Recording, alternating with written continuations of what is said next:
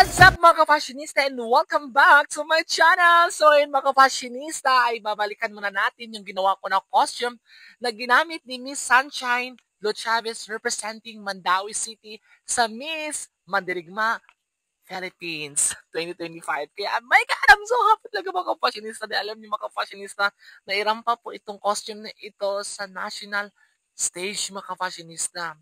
My God, hindi ako makapaniwala talaga. Kaya thank you so much po Miss Sunshine Chavez sa sa tiwala, sa pagpagawa sa akin ng costume, and of course, sa chance na ma-showcase yung costume ko, yung gawa ko sa national stage talaga. My God, I'm so happy talaga. And of course, kay God, thank you so much Lord dahil, my God, actually, pangarap ko ito dati and then ngayon, my God, na-achieve natin mga kapassionista. Kaya, thank you so much. Laban lang tayo always.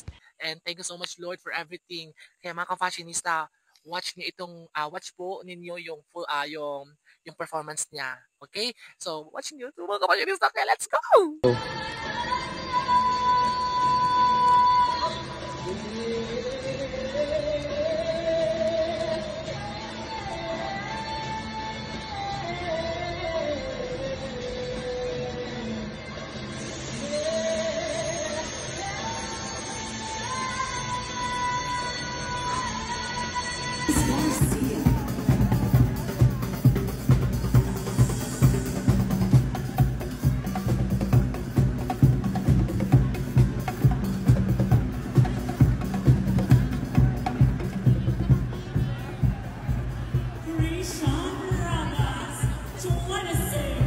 Mandirigma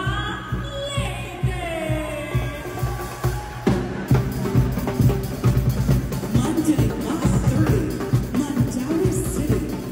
Designer, Jasmine Kaitley, Jean Ann Molina, and Reynaldo Molina.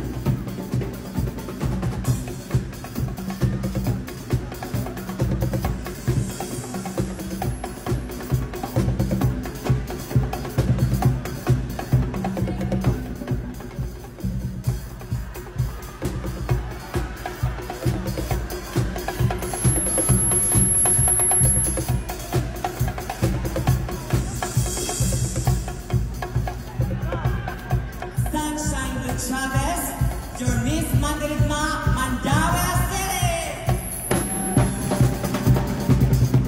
Mandirigma 31. So that's it mga ka-fashionista and congratulations to Miss Sunshine Lo Chavez dahil nakapasok po siya sa top 25 mga ka-fashionista. Kaya mga ka-fashionista, don't forget to like this video and of course, follow me palagi kayong updated sa mga videos ko. Thank you so much for watching. Bye-bye!